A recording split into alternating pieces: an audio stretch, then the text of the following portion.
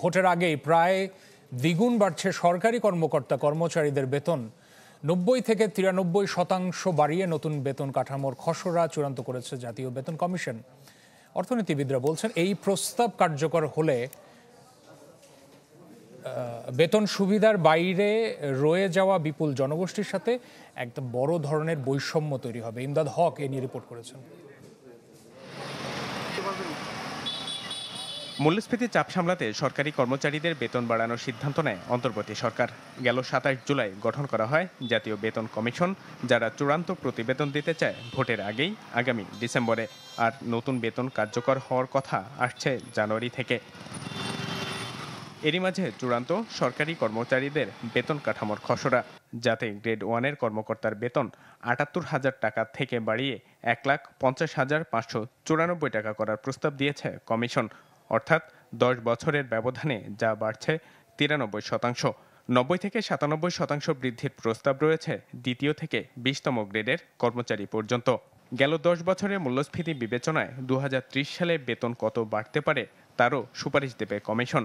যারা নাকি নতুন বাংলাদেশ গড়তে এলো জুলফিকার স্টিল। জুলফিকার স্টিল, ইস্পাত দৃঢ় অঙ্গীকার।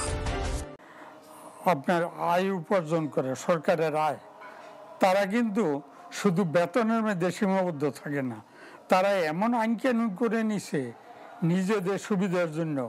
ওই যে সরকারি আয় থেকে একটা অংশ কিন্তু তারা নিয়ে যায়। আমাদের এই চাওয়াটার কখনই শেষ হবে না, এবং আমরা এখন যেটা মানুষের চাহিদা, সারা দেশের যে চাহিদা, সেই চাহিদার পাশাপাশি একটা অল্প কিছু সরকারি গোষ্ঠীকে বেতন বাড়িয়ে দেওয়ার সাথে সাথে সারা দেশে এটার একটা ব্যাপক প্রভাব পড়বে। সর্বত্র তখন আপনার এই বেতন বৃদ্ধির একটা চাপ পড়বে এবং মুদ্রাস্ফীতি আরো বেশি পড়বে। নতুন বেতন কাঠামো ঠিক করতে আধা সরকারি ও স্বায়ত্তশাসিত প্রতিষ্ঠানের কর্মচারী সহ অংশীজনদের সাথে দফায় দফায় বৈঠক করছে জাতীয় বেতন কমিশন। অর্থ মন্ত্রণালয়ের কাছে জানতে চাওয়া হয়েছে বাস্তবায়নের কৌশল ও পরিকল্পনা। সরকারি কর্মচারীদের যাপিত জীবন এবং বাইরে যে জনগোষ্ঠী আছে তাদের মধ্যে কিন্তু যাপিত জীবনের মধ্যে একটা বৈষম্যের সৃষ্টি হবে। সরকারি কর্মচারীদের যে ভোগ সেটা বাড়বে বা তাদের অন্যান্য সুযোগ সুবিধা সেটা বাড়বে, কিন্তু তার বাইরে যে জনগোষ্ঠী আছে তারা কিন্তু এই যে অর্থনৈতিক বঞ্চনার শিকার যারা হয়েছেন এই পর্যন্ত, এটা কিন্তু চলতেই থাকবে। বেতন কমিশন এবার আধা সরকারি, স্বায়ত্তশাসিত প্রতিষ্ঠান, রাষ্ট্রায়ত্ত ব্যাংক, সরকারি মঞ্জুরিপ্রাপ্ত বিশ্ববিদ্যালয় সহ সংশ্লিষ্ট প্রতিষ্ঠানের কর্মকর্তা কর্মচারীদের জন্য নতুন বেতন কাঠামো নির্ধারণের সুপারিশ প্রণয়ন করবে। বিশ্লেষকরা বলছেন যাতে তৈরি হতে পারে বড় ধরনের বৈষম্য।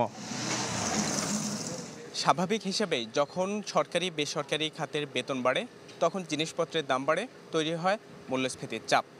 সব মিলিয়ে 30-35 লাখ এই যে সরকারি কর্মকর্তা কর্মচারীদের বেতন বাড়ানো হচ্ছে, এর বাইরে রয়ে যাচ্ছে বিপুল জনগোষ্ঠী।